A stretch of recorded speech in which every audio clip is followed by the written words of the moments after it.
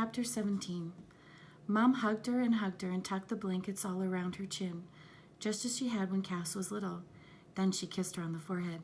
"Good night, my darling." After Mom had closed the door, Cass lay in bed thinking, what would it have been like for Cass, if Mom had not become a foster child? Would Mom have had the confidence to finish high school or even go to university? And would Cass have been there at all? She thought, as she had several times, of the crumpled envelope. After rescuing it from the garbage, she had put it in her pocket. Later, she had placed it in the dresser, in the empty drawer where the mask had been.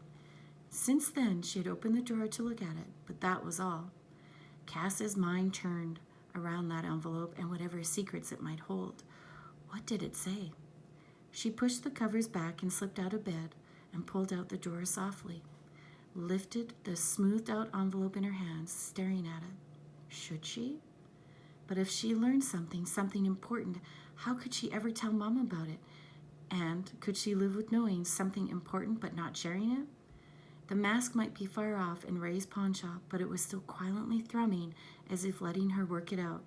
It was like a heartbeat in the background, encouraging but not directing her, like she had to figure out what to do herself.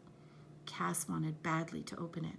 She wanted to know. She wanted to know. She sat a long time on the edge of the bed, holding the envelope. It was right here, everything she was sure. But in the end, she placed the envelope back in the drawer and slid it shut. Not right now, she thought. Maybe never, or maybe someday. She drifted down into another dream. The mask was calling her again, intertwined voices like vines of fire, drawing her out of bed. Again, the wall was like mist. Cass floated through. The voices led her through the gate. Then Cass was floating along the grass, down the hill toward the river, and into the dumping ground beyond. The voices began to swirl around each other like a tornado. As they swirled, they grew even higher, and in their midst something green and determined thrust itself up through the garbage and began to grow. It was tiny at first, a seedling, but as it grew, Cass could see it was a white pine tree. Stronger and taller it stretched as the voices spun around it. Then Cass felt herself rising, beginning to swirl around the tree too. She rose dizzyingly even higher. The earth fell away beneath her, and she was amid the stars. She could see everything like an eagle. There were lakes there, stretching out like fingers, and around the lakes, winking lights looked like little fires. People were grouped around them, families. Thin spires of smoke spiraled upward from the fires, carrying prayers toward the sky that seemed so fragile they might blow away on the wind.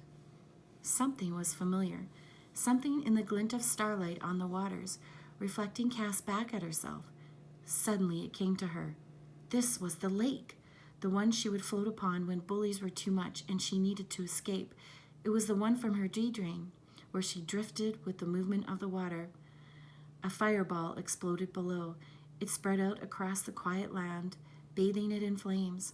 The people cried out, their voices mingling with the tortured singing of the mask. Cass could hear her own voice crying, "No!" The people were running now, trying to escape. They scattered, and the families were all separated.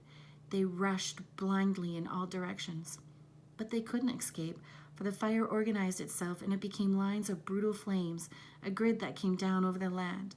It held the people in as if it were the window of a jail, and they could barely move. The children still reached for the sky where Cass was watching in horror, but the flames separated them from everyone else, drew them together like bewildered cattle, put them in their own jail. With a shock, Cass realized the jail was that building, the dark one from her earlier dream with the bell tower and bars on the window. The children had been rounded up like animals, corralled in by the lines of fire, and they had no hope of escape. Then the mask's voices rose in grief, their cries cast across the sky, seeking justice.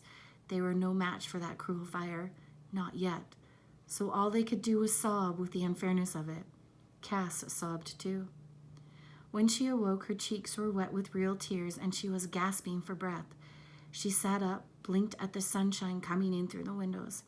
It was all right, she told herself. Cass was safe, and Mom was safe. It had just been a bad dream. But it lingered with her as she got dressed.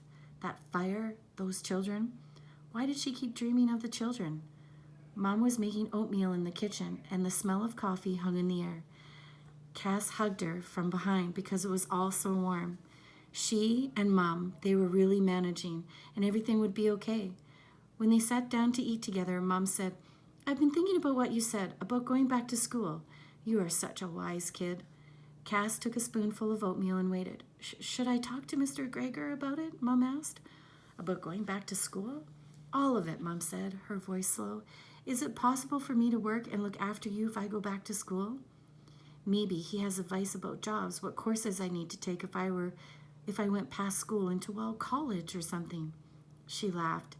"It sounds pretty stupid when I say it out loud, and I don't even know how much he'd be willing to help.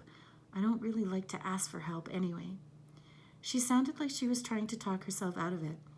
"I might not be able to do it. I'm pretty dumb, really." Cass heard her voice exploding in the same moment as the mask's voice exploded inside her. "You are not dumb, and yes, I think you should talk to Mr. Gregor. He already said he wants to help." The images from her dream were so fresh, so stark in her head, it was as if Mom was caught in that grid and couldn't get out.